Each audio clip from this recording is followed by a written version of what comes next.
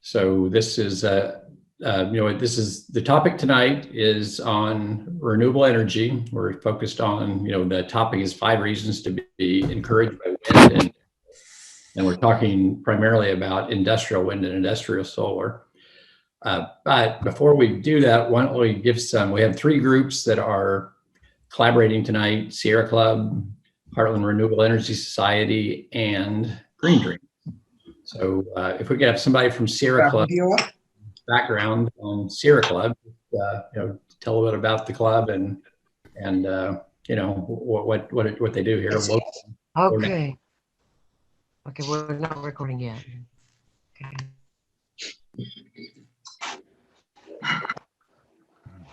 Just crass about it and say, what will help me more politically in the future? It's impossible to figure that out. Will I be remembered for the base of the Republican Party? This is wind and air power. Primary challenges in the future, or will I be forever? Yes. Hey, Elaine.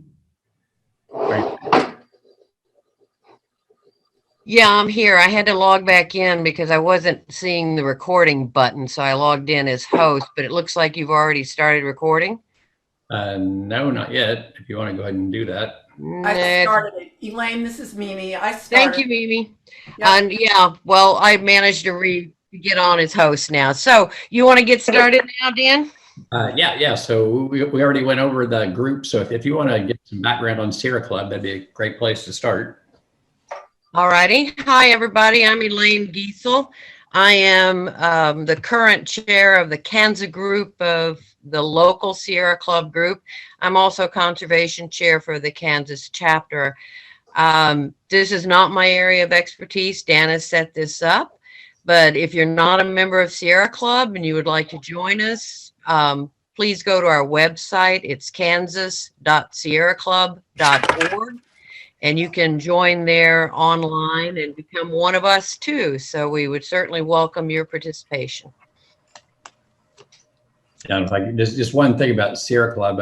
Sierra Club is the group that has legal teeth. So they do a nice job of organizing groups and backing up legal action on environmental action. So I encourage everybody. It's pretty cheap to join Sierra Club, so I encourage everybody to join. So, well, we also have the ability to do political action because of our HRES designation, and we have a lobbyist, so we have some powers that other not-for-profit groups can't do. Right. Okay, so Heartland Renewable Energy Society, Ken, can you tell us a little bit about HRES? Yeah, well, we are a nonprofit that can't lobby. We'll start with that. Heartland Renewable Energy Society has been around for a while. The whole idea is to get consumers information about solar energy, clean energy, and even things that can be powered with solar renewable energy, such as electric vehicles. It kind of branches out a little bit, but primarily convincing people that solar is a good way to go and holding workshops. So we're pleased to be able to help sponsor this. And my wife, Charlotte Reed, who used to be the president of Heartland Renewable Energy Society a few years back, I don't remember how many years now, 10 years ago, want me to point out that HRES was instrumental in getting net metering started in Kansas and Missouri. So that's one of our claims to fame. All right, very good. It isn't true net metering, and that's another subject, but let's just say it's a good start. We got some things started here in good old KS and MO, and there you go.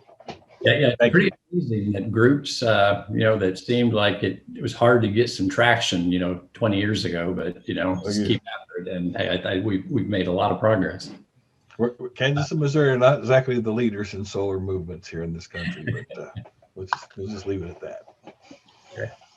Okay, and I'll represent Green Drinks, just to tell you about Green Drinks is a very loose organization, I should say. It's just a group of people that get together. We have been getting together every month, and so maybe we'll try to do some Zoom meetings on a regular basis. But and it's just get together to talk about renewable energy topics, and usually have a speaker to talk about different topics like we're doing tonight. So if you want to join Green Drinks, it's on Meetup. Just look up Meetup. You're right. I mean, they don't. Okay, well, we'll get started now. Do we? Dan, I would ask that our participants please mute themselves. Go to the bottom at the menu on the far left, mute yourself so our speaker's not interrupted. Thank you. Thanks, Elaine. Okay, yep, thanks, Elaine. Okay, so tonight we'll be, there was a question of where is Green Drinks based out of? It's actually international. It's based out of London. There are Green Drinks cities around the world, and Kansas City is just a chapter of it. So yeah, that's a little bit about Green Drinks. It's been around for about 15 years, I guess. Okay, so we'll get started on our topic here, and it's 5 reasons to be encouraged by wind and solar. And Bill Roush will be speaking on the topic. We actually did this about a year ago, a little over a year ago, but I thought it was timely to do it again since we've had a fair amount of disruption between then and now. And so, it's like it was mentioned earlier on this Zoom meeting that, now is probably a pretty good time to be getting started on some things with the new administration coming in. So I think this is timely. So what we'll be doing is Bill will give some background and then we'll show some maps of some solar and wind projects in the 2-state area.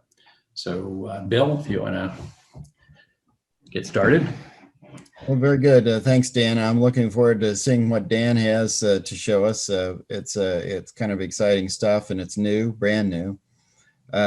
But I've been in the solar industry pretty much my whole working life, one way or another. Last with one of the large engineering firms here in Kansas City, based here. But I'll just go ahead and start so we can move on. But first, I wanted to say how we are winning. In 2008, Kansas power generation was 73% coal. And now, or not even now, 2017, the latest figures we have available, it had dropped to 38%. And at the same time, over 36% wind production. So it's only gotten better after that. And, things are moving that way. Also, second thing is there's a group called Lazard. It's a financial group that spends a lot of time finding the true cost of any kind of energy plant. And when I was at the engineering firm here in Kansas City, that I retired from now, we used to help them because we had seen and built ourselves so many coal plants, gas plants, all kinds of plants. We would help them understand how much it costs to build and operate those, and including solar. And the Lazard turns to all kinds of engineering and other sources to find out accurate information based on cost, actual cost. And they are, because they are financing these things and they want to know what the real numbers are. So their latest statements are that solar and wind costs are so low, they're actually cheaper than existing coal and nuclear in most places. And that has something to do with the LCOE, the levelized cost of energy. Levelized cost of energy is what it actually costs to build and operate a plant and bring power out to it. I'm going to try a little old school visual aid here. That basically, I just want you to see that the solar line cost has just dropped so dramatically. And the wind cost has also dropped similarly with additional production. And the coal has stayed here. It's not changed from that. So we are, and that's Lazard's chart. So these things are only going to get better as time goes on. And the next thing I'd like to point out is in the Southwest Power Pool as of September 2018, and I will get into more about the Southwest Power Pool when Dan has his presentation, but the Southwest Power Pool is the Great Plains, the Dakotas, the Nebraska, Kansas, Western Missouri, and it is an association, a voluntary association of utility companies that have joined to participate. And I think could everybody meet? Yeah, there you go. Thanks very much. Muting it would be great for all participants.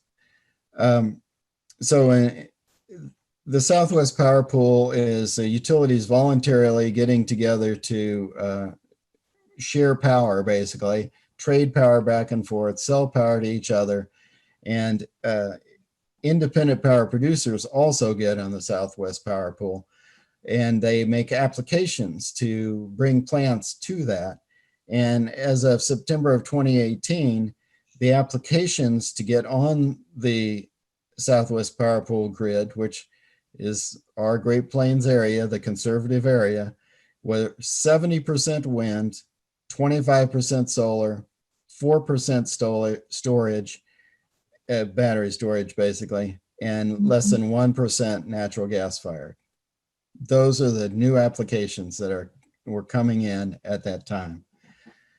So we clearly are winning now. The future, looking forward, the National Renewable Energy Laboratory out of Golden, Colorado, did a 2018 standard scenarios report, is what they call it. They've done it before. They did it in 2018. And what this is scenarios about what is going to be producing our power way into the future. And they try and look ahead and see what they think is going to be used. And they do this for every state all across the country. And it wasn't Kansas focused at all. And I'm sorry to be so Kansas centric for those of you in Missouri, but it's the information I have and it's useful, I think. But when I saw their report and looked at it and talked with the author, I was stunned when I saw that their 2050 prediction, their most likely scenario, was that Kansas would have more solar than wind. And we've got a lot of wind now. We're going to have a lot more by 2050. And yet their most likely scenario is that we'd have even more solar than we do wind. And that just shocked me, frankly. I mean, I knew it was likely that we're going to have a lot of solar in Kansas, I think. But the factors that could bring that about are the fact that we have pretty cheap land in Western Kansas and compared to other places in the country. And we also have a very good solar resource. And we also have a transmission that basically any transmission that's built for wind will pretty much work for solar because when it's not windy outside, when it's windy, it's often cloudy and that sort of thing. But when it's not windy, it's often sunny, and that's when you get the production. So they match up very well. Okay, so now on to 5 reasons why we're winning, and this is more technical types of reasons. One is the plain old PV cells and modules that have been around for 40 years have become powerfully good. I had a solar business here in Kansas City a couple of decades ago, and some of the modules I sold were 5% efficient. Average modules now are 15% efficient at turning sunlight into electricity, 3 times better than when I sold mine. And when I sold mine, they were adequate to do the job, but 3 times better is better. On individual applications, that efficiency may not matter if it's adequate to do the job, but when you're talking about building a utility scale power plant, and you can shrink the size of that plant and produce the same, say in half, and produce the same amount of power from it, you've shrunk the land acquisition in half, and the problems that come with that. But you've also done other things. You've shrunk the racking material in half. Of course, you've shrunk the volume of solar modules you have to have as well. But the racking is also important because that's a cost that doesn't produce any power. Very necessary, but it doesn't produce power. And you've also shrunk each one of these plants that are utility scale are hundreds of acres generally. And there's miles, probably hundreds of miles of wiring in those plants. If you shrink that in half, you've dramatically lowered your cost. So from that aspect, efficiency does matter, and getting better cells does matter. Relating to that, the second reason I'll say is, we talked about the plain old cells and modules, the PERC cells, P-E-R-K, it stands for passive emitter and rear cell or rear contact cells. Those are relatively cheap to produce and very efficient and allow for production of monocrystalline, which are the higher efficiency. Those are in the commercial marketplace now competing. And I would say the way to look at solar production and the way the costs are coming down, it's like a horse race. You've got a bunch of horses, and if you're betting on an individual horse, it can be risky. But if all you want to do is make sure that if everybody's got the same piece of mail and the goal is to deliver the piece of mail quickly, or whatever it is, you don't care you just care how fast the group is getting around. What's the fastest horse getting around? And that's what's happened, is that one technology after another has moved this ahead. And currently the PERC cells are the kind of very good commercial cells. There's more coming though too. There's other cells that are about to move into commercial marketplace. So that brings me to the third reason why we're winning, and that is that both these old PV modules and cells that are pretty good, and the PERC cells that are even more efficient and cheap, they both allow for something called bifacial solar. So the conventional way to make a solar module is you take a cell and a solar cell, and you put it on a piece of metal, and you put a bunch of them on that piece of metal, and you wire them up, and you put a piece of glass over it, and you face, in our hemisphere, you face it south toward the sun, and there you go with the production. But what is very cost efficient to do now is to put a piece of glass down, put the cells on the glass, and put another piece of glass over that, and you have what is called a bifacial cell that it doesn't give you anything close to double the production, but in a world where these old or standard cells and modules used to fight for 0.1% increase in efficiency, and my gosh, to get 0.5% some way would just be a mind-boggling thing. Now we're talking about bifacial that can get between 5 and 10% additional power at basically the same costs.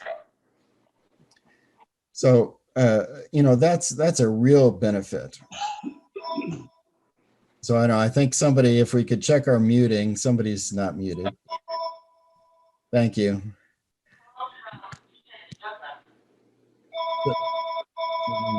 The phone ringing, Linda maybe. But anyway, the fourth thing that is showing that we're winning is that is solar plant design itself, utility scale. I'm talking now, the large ones, the EPCs, the engineer, procure, construct company, like the one I worked for, but many others are very good at wringing costs out. And again, we get back to the time that it takes to build a plant. if you can picture that you have acres, hundreds of acres that you need to put a solar field on. You need to drill posts, you need to put up racking, you need to move all these modules, tens of thousands of modules, onto this site. You're going to have 2, 3, 4, 500 workers on that field. Okay, so if you can do that in 9 months and get that done economically at a nice price, that's good. But think what would happen if you only had to pay those hundreds of people to work for 4 months. That's what's happening now, is that they're getting so good at delivering these materials, moving the materials around on site, wiring things up quickly, underground trenching for some wiring projects, just all kinds of techniques that are very fast and very efficient, and they're shrinking the time it takes to build these solar plants, which dramatically lowers the cost. So another aspect of this is I've alluded to the racking material. The racking material is what holds the solar panel in place that faces south. These modules need to be, they produce far better if they're directly facing the sun. There's basically two kinds of racking in utility scale production, and that is a fixed rack, and that just means a rack that aims generally south, and row after row of those. They don't move at all. And that used to be the default that people used almost entirely, without exception. The other option is a tracking system that only moves back and forth. It tracks the sun from morning to evening, morning to evening. That's all it does, back and forth every day, and long rows of modules just moving slowly through the day, tracking the sun in that manner. There used to be quite a cost penalty to trying to use a tracking system. But as more and more of these tracking systems were designed and built by various manufacturers, they of course got cheaper and cheaper and better. And it used to be the default that you'd have a fixed tilt racking system in normal places, maybe in the desert Southwest where there's just a lot of sun, and tracking could really add some nice benefits that you'd use tracking there. But that has flipped to where almost entirely now the default is to use a tracking system, unless it's in an area where, for instance, maybe Florida, where there might be a high wind load requirement. So almost all of the systems going in now have a tracking system instead of fixed tilt. Another aspect of this, and I'm going to try to use a couple of visual aids for this again, is the way a solar plant is built. You talk about there's two major components there I'll talk about, which are the solar fields, the acres of solar modules, and the inverters that convert that DC power, direct current power, to alternating current to put on the grid. And those have to be kind of matched up. And so here's my visual aid. It's handwritten. So basically in the morning, this is a conventional XY axis. This is math with no numbers. In the morning, you get more and more production, higher and higher until noon, and then back down again to where the solar is not producing anything. And under this curve here, for those of you who've had some math, that's the production that comes off the plant. So this line across the top is an inverter or an inverter package that's big enough to turn all this electricity into useful sellable power. And so in looking at that, you say, I bought an inverter, and here I'm not getting my money out of these inverters because only one point of the day do I actually get full use out of that inverter. So I've kind of wasted my money there. What other option do I have? And the other option is to since, well, since solar panels are so cheap, why not throw some more solar panels out there and in the field and make the solar panel, quote, too big by maybe 20% or some other figure. It's all calculated, and make this curve bigger, and the area under the curve expands, and the shoulder under these curves. This added power is enough to justify putting more solar panels in the field, since they are a bargain. And so the inverter line is still here, but it's productive through a longer period of the day. And so there's other muting, maybe people could do. Is everybody muted? Please check to see if you're muted. There we go.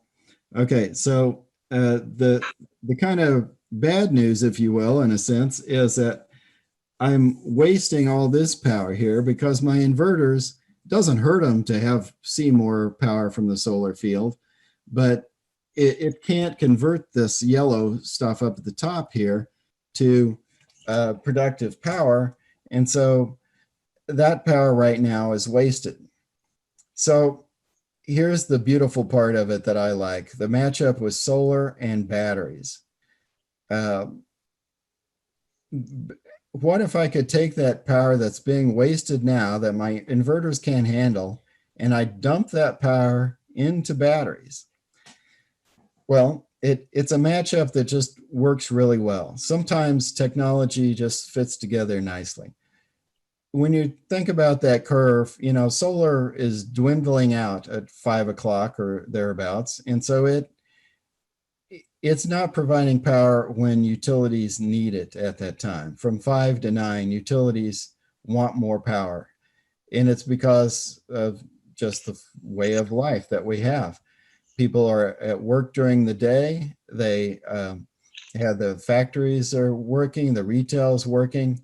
But after 5 o'clock, the retail is still working. The industries haven't shut down. And many people are going home and turning on appliances and doing things. So they're, adding to the load, if you will. So there's an important load between 5 and 9 that needs to be addressed. And without batteries, solar can't do that because that's when the production's going down.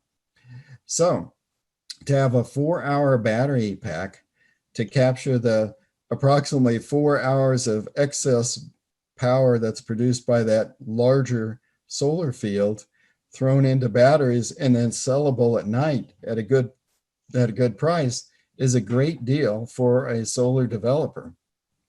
They can, many of the plants nowadays, I don't know if I can say most, but probably getting very close to that.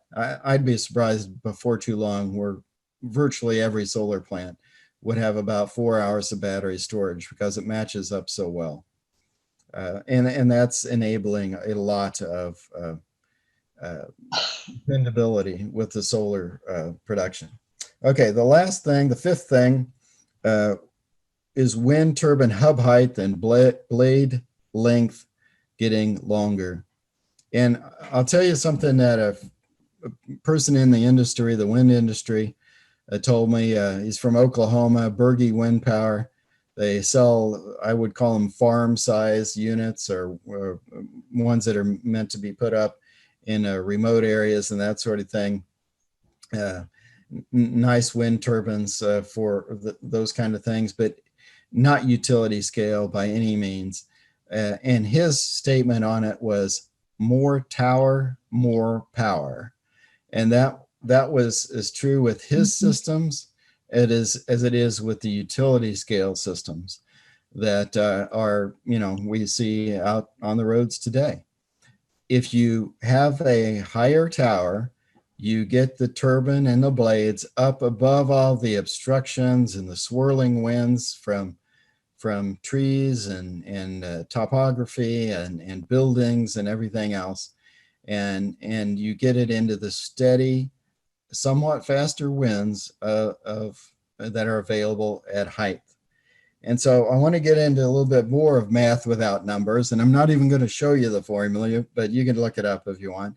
But there's, when there's a production formula deals with how much wind can be produced. And I want to talk about two of the factors that are part of that.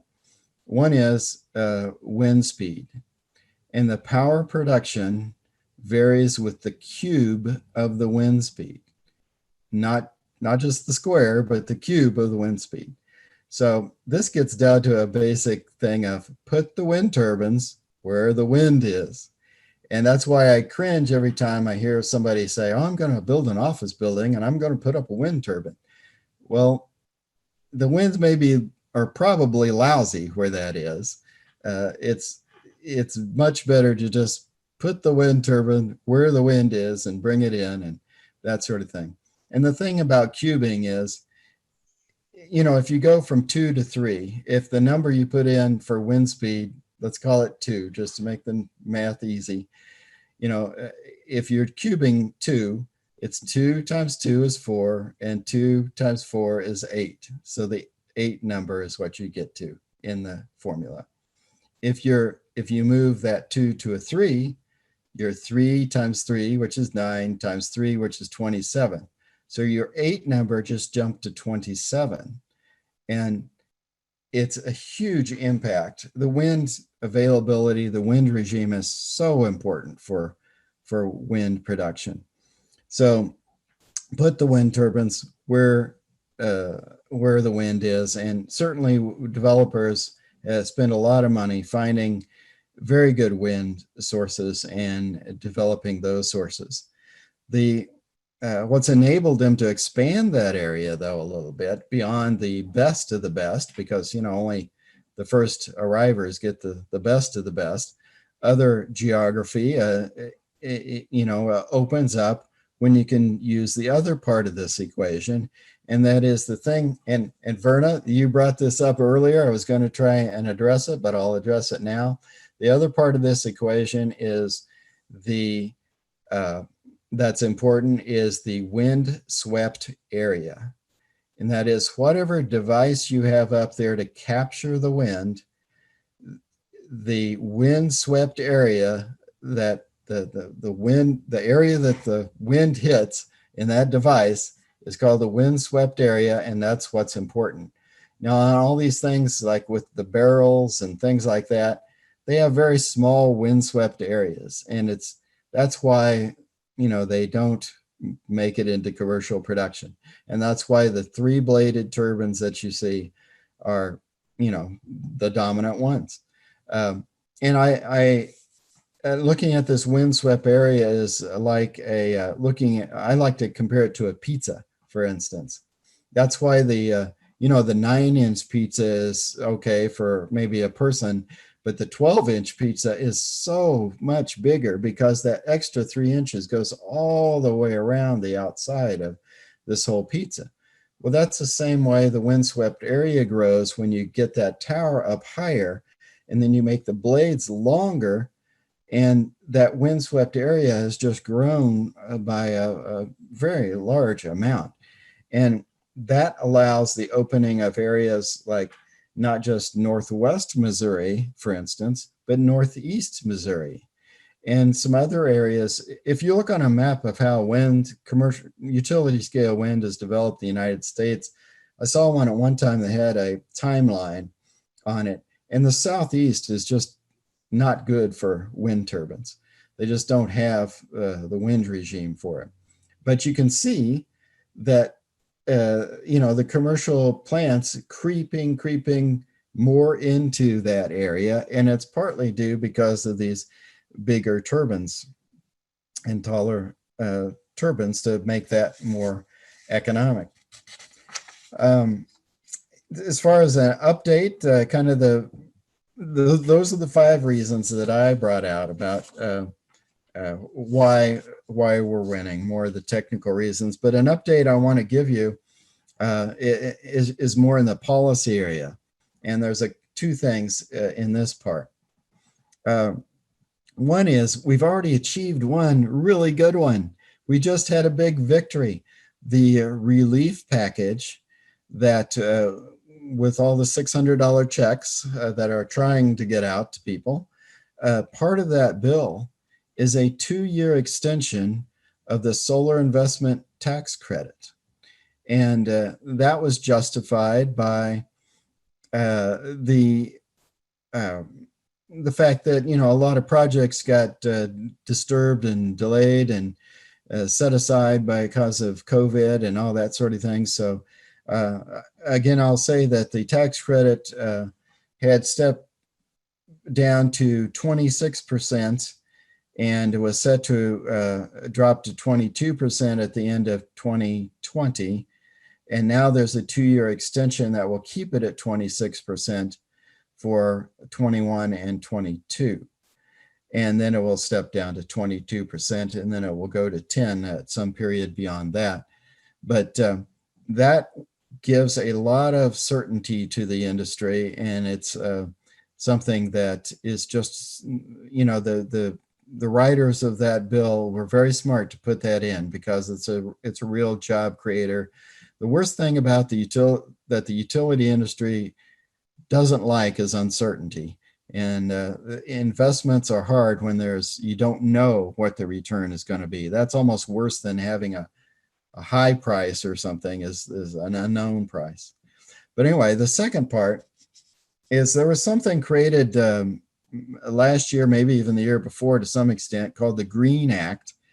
And the Green Act had in it the solar wind tax credit extensions, a new energy storage tax credit, and energy efficiency tax credits, master limited partnership treatment, which we could talk 20 minutes on this, but a master limited partnership is a way to structure a project financing deal that is beneficial and useful, but it is currently limited completely to the fossil fuel industry.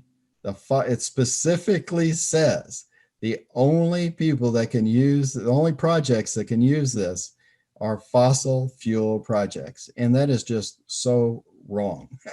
It's a way to get low cost money into projects, and it would be very good for solar and wind projects. And the last thing that the Green Act would do would be extend the electric vehicle tax credit as well. Okay, so my understanding is that all of that Green Act stuff has now been put into an act that the House, I believe, has already passed, called HR2.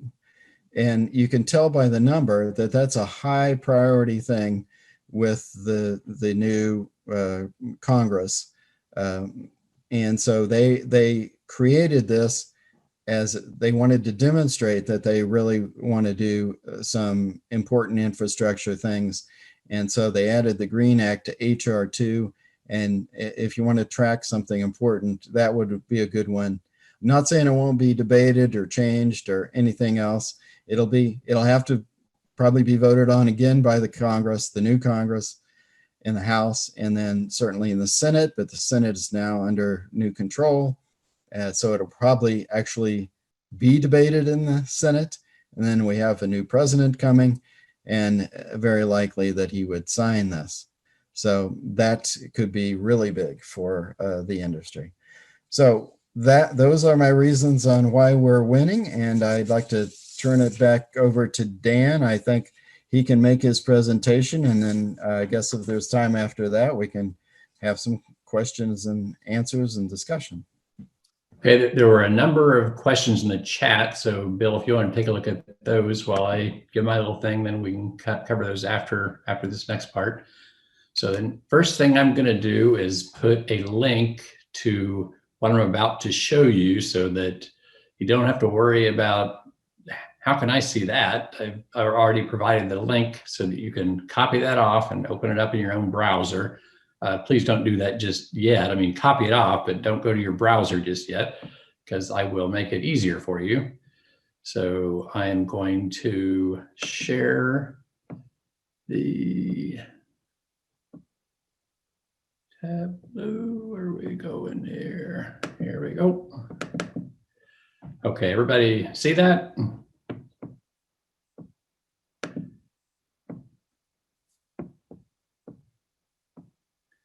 Okay. Okay, so this is we're in the Southwest Power Pool here, and I'm gonna, let's see, let me make that smaller here so I can see better. Okay, so these are the current solar projects that are being proposed, and so none of these projects are actually online yet. And so if you hover around here, like let's just look in the Johnson County area, since it's the most in the area, and there's 5 new solar projects that are proposed in Johnson County. And if you want to get more details on those actual projects, that's probably a good question, how you get the actual details on them. And then 3 in Jackson County, and then just all over the state. And these are solar projects. Okay, so now if we look at wind projects in the same area, and wind has actually been around, Bill, correct me if I'm wrong, but a lot, quite a lot longer than solar as far as utility scale. And the southwest part of the Kansas is where the big production is. And if you wonder, why Ford County, right? What's going on in Ford County? And it's where a whole lot of transmission lines crisscross. And so that's a very efficient way to connect wind turbines to the grid. And that's usually the problem with wind. Bill brought up, you put the turbines where the wind is. Well, that's not the whole picture.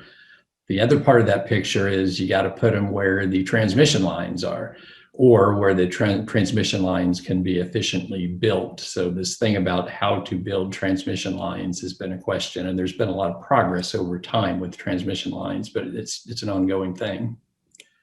So, shoot. Okay, let me bring this back up. Fell out of transmitter. Okay, so that is gives you an idea. And now let me look at, just if you want to see the whole Southwest Power Pool. These are wind projects in the whole Southwest Power Pool, and there's quite a number of them. And if just to give you an idea of power pools, the power pool, Southwest Power Pool, is actually governed in a station in Little Rock, Arkansas. And so all these companies agree to, work with the Southwest Power Pool, and then they govern their energy out of a transmission facility, not transmission facility, but a computing facility, basically in Little Rock, Arkansas. That if my sources are accurate, they recalibrate where the wind and solar and other producers of energy are coming from every 5 minutes, so that wind and solar have really been able to contribute more over time because of this calibration. It used to be that they would not calibrate, I'm guessing, but maybe once a day or twice a day. And so this just the dynamic improvement there has just been a big deal. So that is kind of what this looks like now. So now if you want to just if you want to find this on your in your browser, just for future reference, then we actually have not just have coal plants in this. If you want to see where coal plants are and gas plants, we've got multiple of these views if you want to see all the energy production in the Southwest Power Pool. And again, these are plants that are proposed, so these have not come online yet. There are some plants that are already online that may not be connected to the grid, and they would not be reflected in here, nor are existing wind farms or whatnot. So there's a lot of new energy that will be brought on over time. Not saying that all these projects will come to fruition, but I would guess that a number of them, most of them will. Okay, well, that is about, I don't know, any questions? If you want to unmute yourselves now, and if you have any questions about these maps, I can leave them up for a little bit, or we can go back to question and answers with Bill, either way. I've got a question. This is Fred. In looking at those maps, I was impressed that there's virtually no new projects in the state of Iowa. I'm kind of an Iowa boy, so I looked at Iowa, and I know there's quite a few wind projects up and down I-35. You can see them from the interstate, but there's a lot more planned if you go to the west, like as you go up and down Nebraska and the Dakotas. I see a whole bunch of new proposed wind. What's the magic there? What is everything built that needs to be built in Iowa? No, And that's as much as it's going to be. And now there's more growth for some reason in Nebraska and the Dakotas. Well, we are in that's why I bring up this name, the Southwest Power Pool, SPP, Southwest Power Pool. Right. Iowa is outside of the Southwest Power Pool. It's outside. Okay, never mind. it's in MISO, they changed the name, I can't remember, but it's basically the Mid-America Independent Okay. Operator System. Sorry to waste your time. No problem at all. It is a striking distance. And, Iowa's amazing in that they did develop a lot of wind.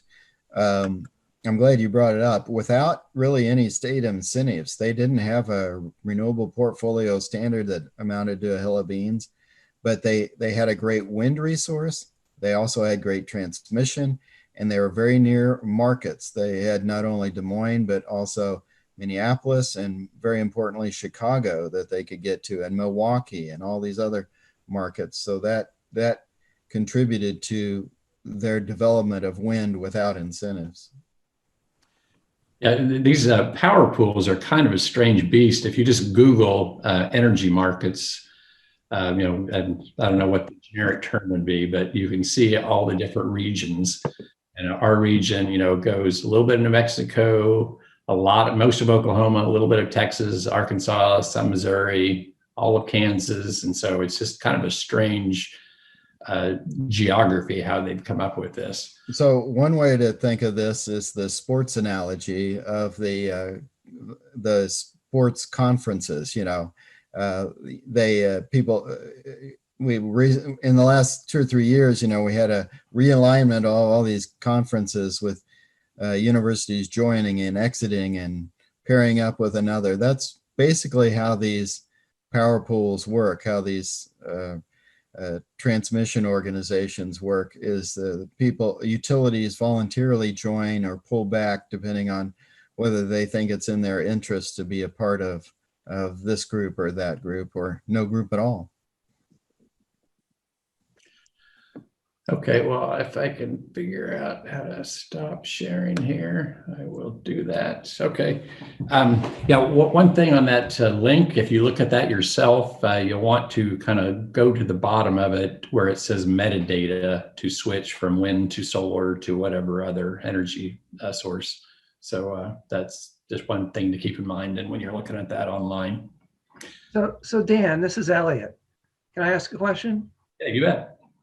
So by virtue of the fact we're building all these solar and wind projects, are we saying unequivocally that they're more economical now than fossil fuel energy that could be generated?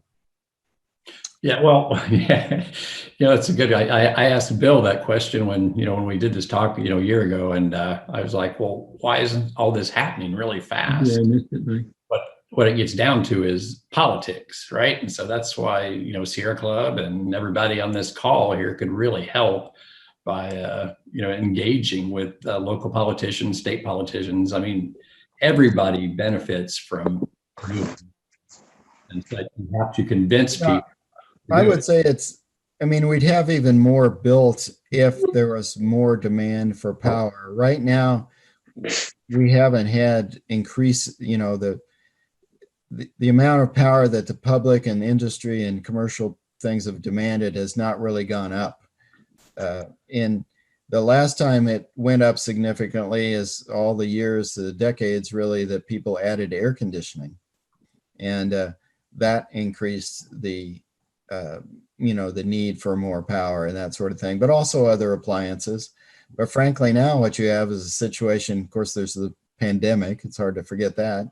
but there's also, LED lighting, all kinds of other efficiencies and, heat pumps and everything else, and really no new load. Now, the next new load that's coming is, electrifying the transportation system, vehicles and such. But even that is not going to be a tremendously dramatic impact on the utility grid because the utility grid is so large already. That was part of the problem, when air conditioning was introduced in the 50s, whether, the grid wasn't nearly as big as it is now. But yeah, so anyway. So, and I'm not sure you're the right person to ask. So is the question now, how cheap do these new alternatives have to become to where it's economical to retire the fossil fuel plants?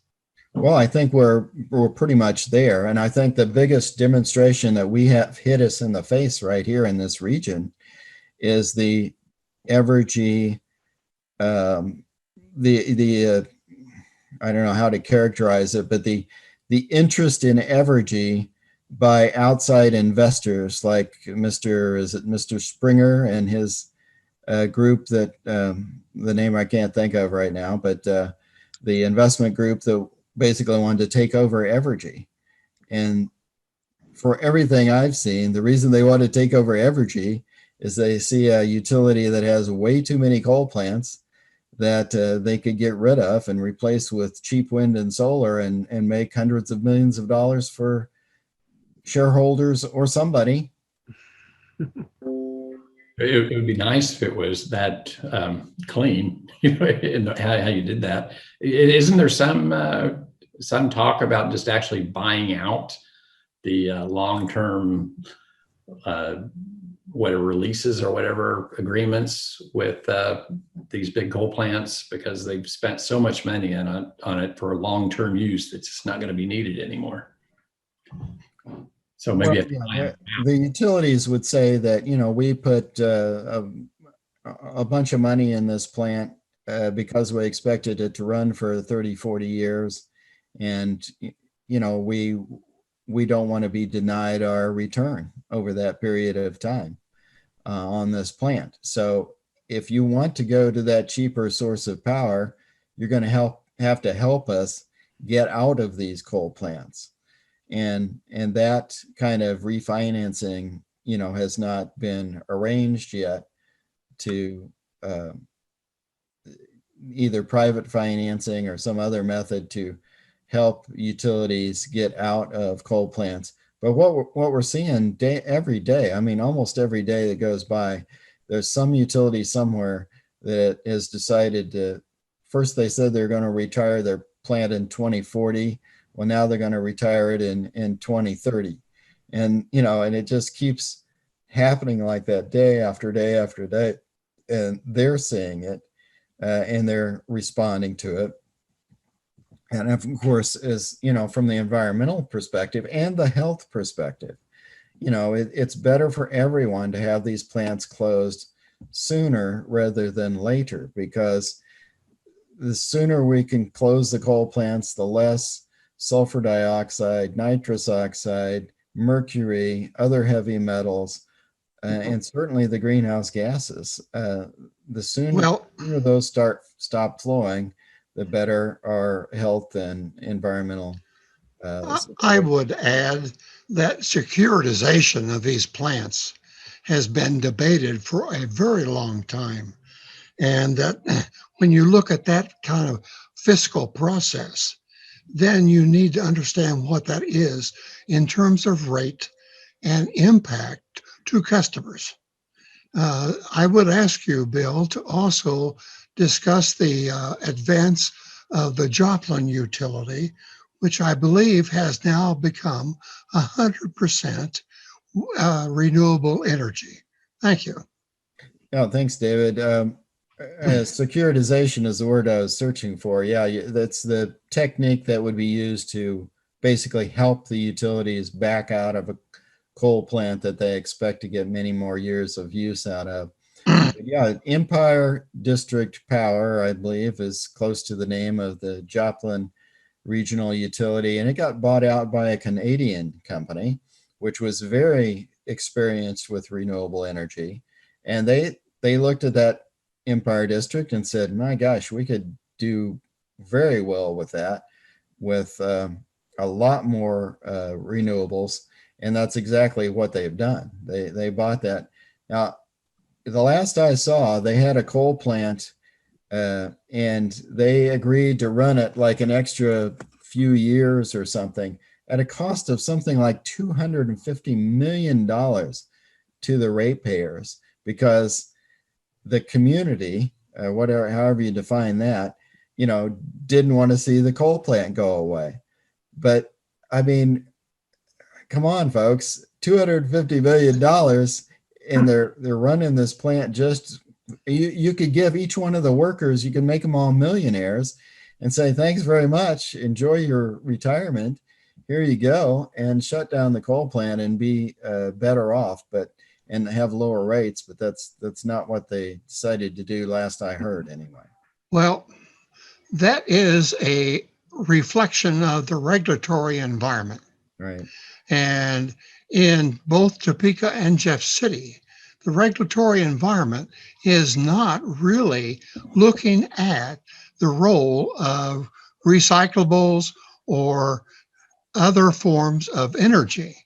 And to take a plant like Iatan in Kansas City Power and Lights district, and it's supposed to be depreciated in 30 years or 40 years, and the commission kept extending that depreciation. And so customers of Evergy are going to have to come to grips with that. And it's not the company necessarily, but it is the regulatory environment.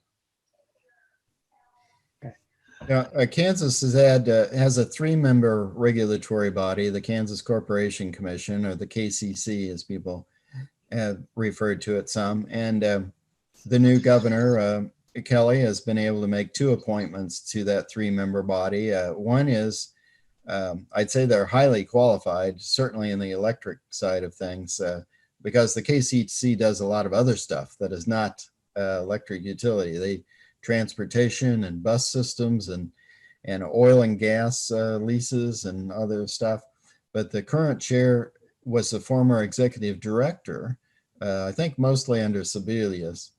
And so she could hit the ground running and knew how it operated. And then the new person they added is a younger but very experienced lawyer who has dealt with KCC matters and is very knowledgeable about all the stuff that our groups are advocating for.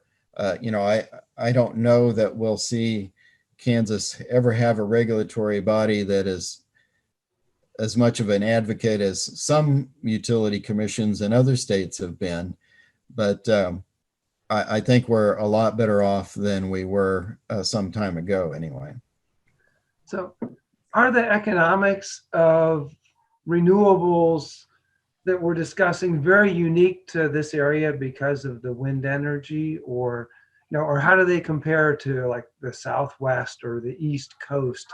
Are renewables comparably inexpensive, or is this just a windfall, no pun intended, for us? Well, that's a great question.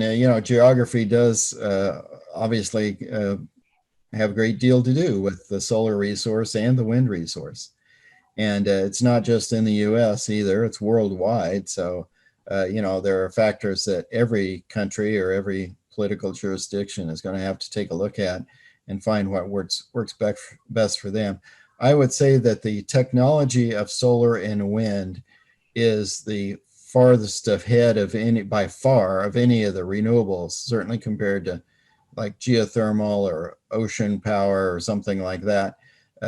Solar and wind are way ahead technologically and cost-wise than anything else, of course, depending on the resource. I will look at what you said, there's onshore wind like we have in the Great Plains that we've looked at. There's also offshore wind where you set the turbines on structures out in the near ocean.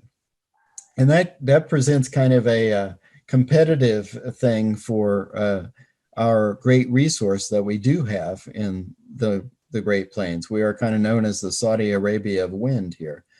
But the great thing about offshore wind is, I forget the exact number, but it depends on how you draw it, but like 80% of US citizens live within 100 miles of the coast or something like that. Those kind of numbers. It's an astounding percentage of people that actually live not where we do, but by the coast. And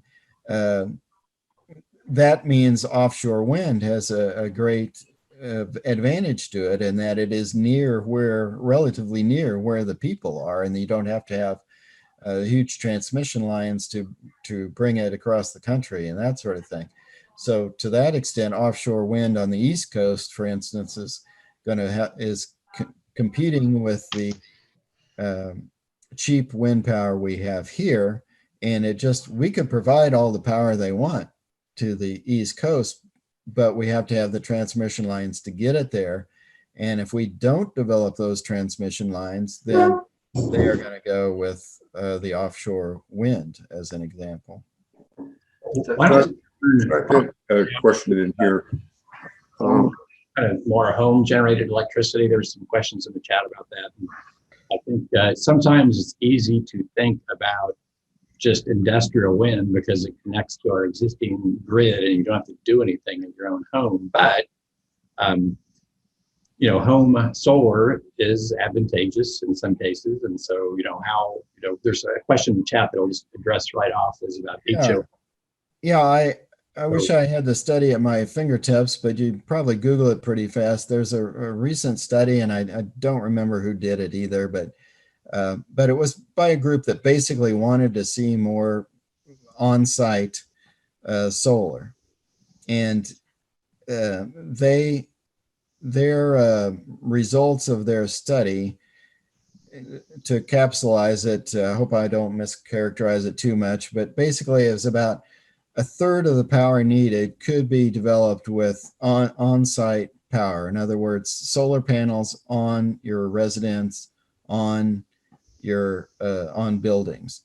Now, I'm not saying they'll supply 1/3 of your home. They can supply the entire amount for your home, but overall, in the bigger sense of a community or a state or a larger area, about 1/3 of the power needed to produce the power that we all need can come on site versus utility power. And the reason they were saying that was that they were advocating to make sure that on-site power, rooftop power is included, because it is also the fastest way to decarbonize and get things. So we don't want to leave out the on-site power that can be produced, because it's a huge portion of what needs to happen, but it's not all of it. Any comments on a HOA? How you on homeowner associations, if they don't want solar? Yeah, that just came up at that just came up at an Overland Park City Council committee meeting. Actually, there was some discussion about that, and the HOAs, are groups that become very powerful sometimes, and I will have to say that probably a lot of the solar stuff that is in HOA things, maybe the boilerplate stuff that some of them have adopted, were adopted with good reason, because I've been in the solar business for a long time, and Ken Reed and some others on the call can also attest to this.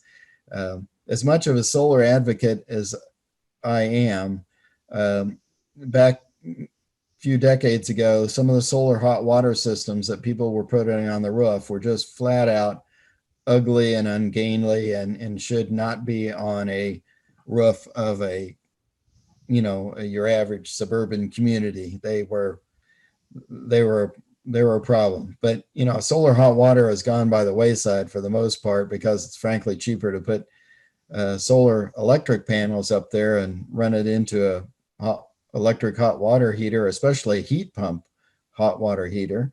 I'll put a plug in for that new technology. And so we're not seeing that anymore, but I think we're suffering from the legacy of ugly solar from 4 decades ago. That's still part of a lot of the thinking of some HOAs. Yeah, that's where I think if you go door to door and get a petition going, I think that's probably the best way. I think I know somebody that did that at another homeowners association, and they got the rules changed, so that it's doable. Mm-hmm. So I got a little bit of an opinion, another factor in this whole discussion, and it gets more and more political. I had an experience in 2014 and 2015. I worked at a hydroelectric power plant in Fontanelle, Wyoming. And what I learned, well, first of all, I had a huge impact on the town of Fontanelle, environmental impact, because by moving there, I increased the population by 25%. There were 4 people living there and I made it 5. Yeah, so I had a big environmental impact just by moving there. What I learned the time I was in Wyoming is that the Wyoming legislature is completely, I can't even say controlled, I'd have to say owned. The Wyoming legislature is completely owned by the CEOs of the fossil fuel industry. And there are Wyoming representatives and Wyoming senators who claim that anybody who's the least bit concerned with the environment is an environmental terrorist. And anything environmentalists do is costing jobs in Wyoming. And that kind of political atmosphere makes it difficult to impossible to make the kind of progress we're trying to get here. My opinion.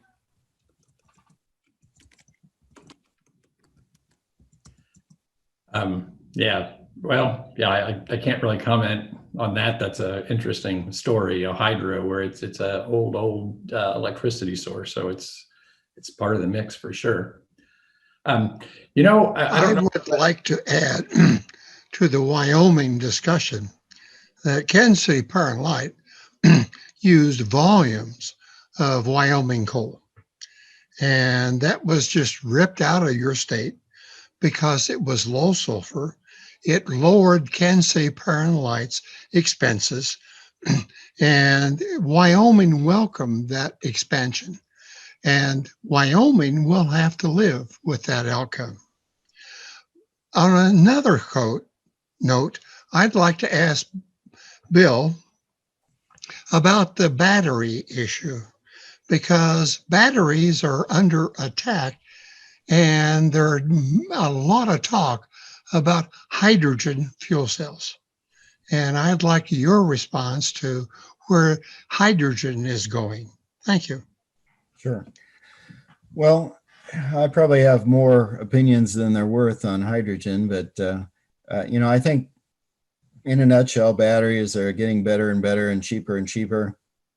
And I just struggle to find a place where hydrogen can fit. I'm not willing to say that there aren't any places at all, because I do think possibly in aircraft, possibly in certain situations, maybe there could be a hydrogen, like even trucks potentially, but part of it has to do with the speed of development. When you look at it, the electric grid and plugins are everywhere in the United States, in a developed country. I mean, they're just everywhere already, really. And the hydrogen infrastructure is not, and it won't be for a long time. It would take a lot of time and money. to get that up and running. And it just isn't going to happen, you know, for vehicles, for light duty vehicles in anyway. Now, possibly for,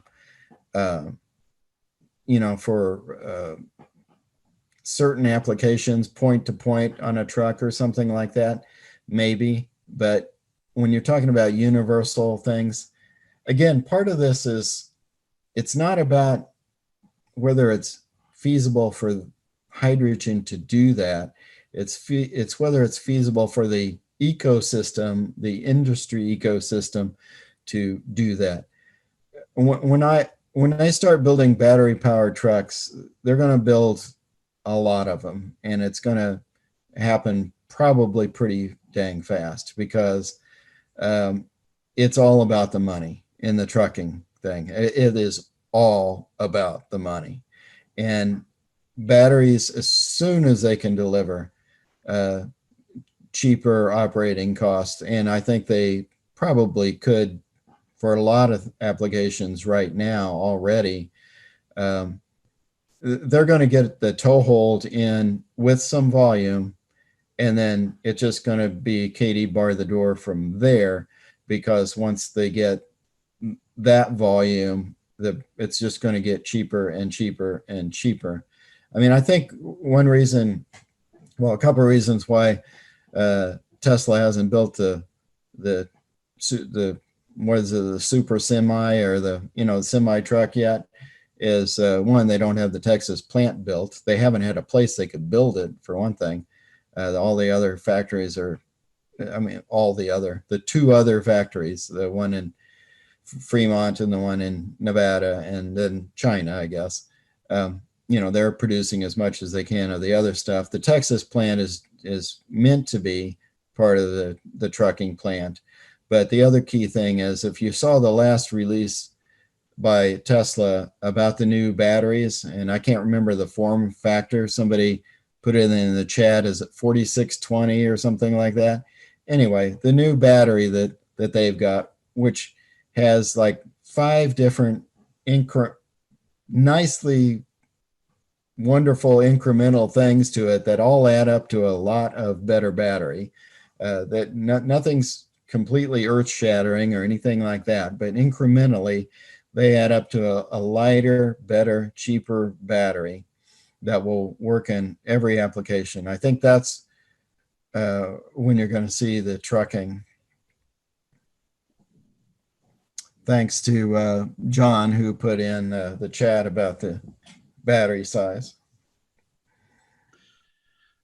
Okay, well, I guess a comment I have on this topic is that it is a big topic, and I spent just kind of as like a hobby of mine, and every day I look into it and realize how much I don't know about it.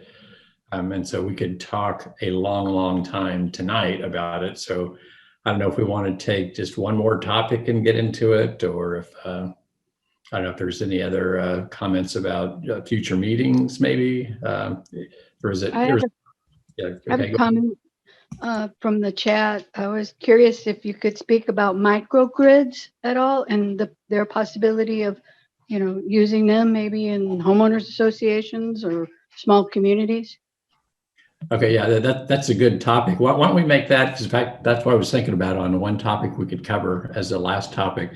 So why don't we do that, and then let's take some suggestions on future meetings that we could have, where we could hone in on other topics that are related to this. So I don't know, Bill, you know much about microgrids, or maybe there's someone else on the call too that knows about microgrids. Well, yeah, I would say there has to be a reason to have one. I guess just to put it in a nutshell. And there are reasons to have them. You know, certainly the biggest thing is the security, the resiliency, and that sort of thing. But you have to, somebody's got to pay for that. And it kind of gets down to, I could spend $3,000 and put in a natural gas powered backup generator on my home to make sure that when the ice storm hits, I still have power and life goes on here. I haven't done that. probably for several reasons, including I keep finding other places for $3,000. But in a group setting, if I was with my neighbors, maybe we could have a group of 10 homes or 20 homes or whatever to have a microgrid. But some organization, some entity has to take charge of that. And that's pretty much not the way our housing is structured. Now, to some extent it is, where you have apartment buildings and things like that. They have backup systems sometimes and things. And there are HOAs, and this could be a new role for HOAs. HOAs could take some empty ground, put some solar on it. They could put some, have some other backup systems, a battery, maybe the natural gas emergency generator or whatever, but they could do that if they wanted to. I haven't seen that. And of course, the expertise of any one HOA, it's not focused around energy. I don't know how many HOA meetings you've been to, but I mean, what they talk about is not energy related stuff. So there'd have to be some real drivers there to make that happen. Okay, any last comments on the topic tonight before I jump into future topics? I have one. I've read 2 articles recently about the non-recyclability of the blades on wind turbines, and the wind turbine blades do not last forever, which is a strange thing because we just assume once they're put up, they're there forever. And they have to be replaced, what I thought was what seemed like fairly frequently, but they're not recyclable because they're huge. If you've ever seen them rolling down the highway on the double flatbedded 18-wheel trucks or on a train car, you know how very big they are. And the transportation to recycle them is an issue, and they would have to be sawed up somehow to get them somewhere to transport to recycle. So that is going to be a little bit of an issue in the future. It's not probably unsurmountable, but it's still a big. Well, you're right, Verna. That is something that, will need to be dealt with. I did just see an article where recently there was some company that developed a kind of a wind blade chewer.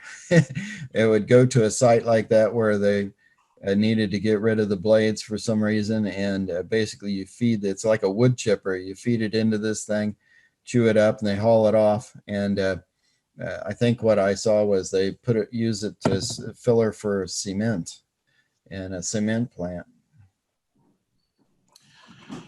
Okay, well, let's. I want to put this out for suggestions. I think a next topic we can get into maybe next month, maybe 2 months, probably 2 months from now, and that is the topic of just get into Evergy. What is Evergy? How do they play an energy? How do they provide our energy here in Kansas, in the Kansas City area, and then what can we do as a group? We had up to 70 people on this call, up to 80 almost. We all got together and said, Evergy, we want you to do this, or we want, you can have some impact, right? So, but still, what is it that we are looking for from Evergy? It's kind of like, how do you play with your local municipal energy company, right? So I don't know how exactly we talk about that, but that's, I guess, what is coming, kind of some of the questions see in the chat. And this is something I've been interested in too. I don't know if that's something that anyone, would that be of interest to the group here? Yeah, if I may, the current restrictions on buyback and the philosophy behind that is totally warped. And the regulatory lawyers know it. So that might be a topic to look at. Thank you. Okay, all right. Regulatory. Okay, Elaine or Mimi, you had recorded this session, right? Could we maybe could you let us know how someone can access the recording after our meeting's done? They could contact me. I sent out the note. It's elaine.giesel@kansassierraclub.org, and we can send the link to that. I did want to say that Sierra Club, our Kansas group, is planning another meeting as early as next month. It should be the second Tuesday in February. We're going to be talking about water, and specifically the drawing down of the Ogallala Aquifer in Kansas. Our speaker is going to be Dwayne Schrag, who has looked very deeply into trends and the appropriation of waters of Kansas. So I'll be sending that out with Kansas News, and we should see that in the next newsletter. So if any of you are interested also in water issues, join us next month. And I can post my email in the chat box if you like, so people can get it, and we'll make sure that they can get the recording. Yeah, that'd be great. So Bill, thanks for a repeat here. I mean, it's a repeat, but to me, this is always interesting, and so you can hear the same thing again, and it is always of value. So I very, very much appreciate you taking your time tonight.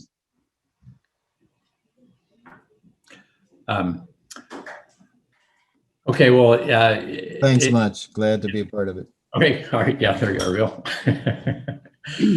Thanks to Dan and the Sierra Club and the Heartland Energy for putting this together. It was very nice and educational and a lot of fun. Thank you. Yeah, thank you. I might ask you, Ken, do you have any like, do you have a future meeting that you want to tell folks about here while we're closing out here? I would like to say we have all kinds of things planned for 2021, but COVID has kind of thrown a monkey in that wrench, a wrench in that monkey anyway. So we're looking at doing something along the lines of electric vehicles and solar to get people completely off the grid as maybe one of our next ones, but it isn't formalized yet. But I wanted you said some ideas of future meetings for Sierra Club. And I think, to me, one of the biggest things that's going to come down the pike very soon is vertical farming. So I don't know if you guys look into that at all, but you can take an old building or warehouse, any of these old buildings around Kansas City that are good size, like an empty Sam's Club or something like that, and convert it into quite the food production area. Okay, so I'll reach out to you on that. Oh, well, I'm no expert in it, well, but we can find somebody though, I'm sure. Well, I've been studying it some because you can produce a lot of food in areas that wouldn't, all cities suffer from what's called, I may not get the term right either because I'm just bringing this up off the cuff here, but the food deserts, I think is the term, where there's no grocery store nearby, there's no fresh food, all that. And so if you got ways to grow food in a building and then distribute it basically locally, you're helping to solve a problem that's really going to get more and more acute, I think. And we got a lot of people hungry right now too. So it's just that's okay, well, we'll call it a meeting. So thank you everybody for attending tonight. And if you have any questions, I tell you what, if you have any questions, reach out to the group that you're most strongly associated with.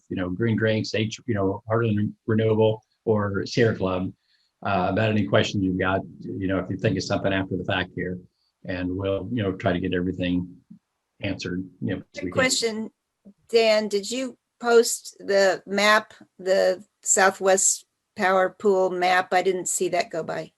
Yeah, here, let me, oh, nope, that didn't work. Okay, yeah, let me post that again real quick. And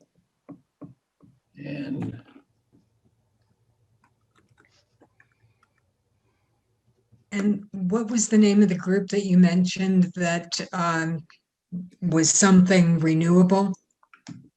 Oh, that would be me. I'll put that in the chat. Okay. Okay, I just put the that map on the the chat to everybody. So if you want to copy that before we close out here. Yeah, if the organizers could leave that up for a little bit after we kind of shut down. There is another website out there called kansasfreedomfarms.com, I think it is.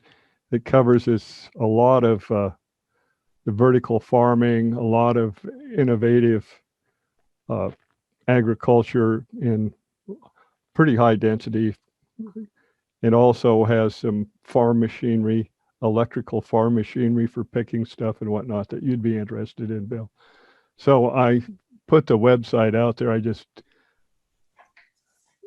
You'll have to play with it to get it to work. So, but it's out there, and there's a lot of information out there about this agriculture and financing and a lot of different stuff, even 5G, if you're interested in that. It was overwhelming for me, but anyway, it's out there if you want to look at it. Okay, yep, got it. Yeah, does anybody know how to just take the entire chat and make, save it off? I don't know. There's an application called Snippet that you can just cut off any part of what you want. Well, mine has 3 little dots at the bottom that says save chat. Yeah, that's correct. That's it. Oh, okay. I didn't know that. Thanks. The moderator post or the person in charge can save the chat, but no one else can, I think. Ah, okay. It's just downloaded as a file. I often just copy the whole thing and put it into my email. Oh. And then I look for 3 things that I'm really looking for. I think everybody can do that. It just says save chat and then go to folder where you save the chat to. Thank you. So there you go. What'd you do? Okay, so you go to the little, at the very bottom, there's a little dot there in the right-hand side. Yeah, see, mine doesn't have that.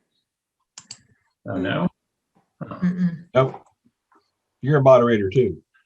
Okay, well, I didn't know that, so, okay. Well, yeah. Okay, well, I guess that's one of those things that if we could make that available somehow after the meeting, we'll see what we can do. Do you guys ever post these like on the Sierra Club website? If you go to the HRES website, we post all our meetings as videos, recorded videos on the website, and then I don't post the chat because I've been running the website lately, but you could do that. It's possible. Right. Yeah, it's I would almost like to see a common site that we could all get to, right? It's a common Facebook group, but because one of the problems we have is everybody going to their own, group, right? And that a lot of us are involved in multiple groups, and then you go to this site for this group, this site for this group, but a lot of this stuff is common to all of us. So how do you see everything, right? So, I mean, that's always a problem. I thought there was something that started a couple of years ago. I forgot what it was called. That was supposed to be common posting of meetings and things like that. But I don't remember what it's called. I would like to thank Bill for his really good summary. And I appreciate how all the maps and everything else kind of came together. Well done. Yeah, thank you. Thank you very much. Dan did some great work with that, taking that data, that's what he does, and putting it in a visual form where people can see it and use it. Excellent. Yeah, Bill, you did an exceptional job with using those crayons, I must say. No, that's my level. I had to say that, I'm sorry. Oh, that's cool. I was impressed by that high tech. Next week, watercolors. Yep. Ooh. All right. Well, shoot. If anybody wants to hang around and chat for a little longer, I'm glad to do that. If we're going to go. So appreciate everybody joining tonight. Dan, I'd like to get with you a little later after this, not tonight, but down the road a week or so, or a few days, and talk about some ways that people can get together. Yeah. Like the common way that you're talking about. Yeah, that'd be great. All right, sir. Thanks for doing this. Thanks, Bill. Thank you. Yeah, thanks, Dan. It was great. Yeah, hey, Steve. Yeah, thanks for joining tonight. Very, very nice. Very good. Very informative. And thanks, Mimi, for what you organized here. The main chat or main host here, right? Are you there, Mimi? Okay, well, we may not get Mimi to talk. Well, I got it copied and I'll send it to you. I copied that, so make sure you get that. And once I get the link, I'll send it to you, Dan. How does that sound? Yeah, okay, sounds great. All right. Thank you for setting it up. Excellent. All people participating. Good job. Okay, all right.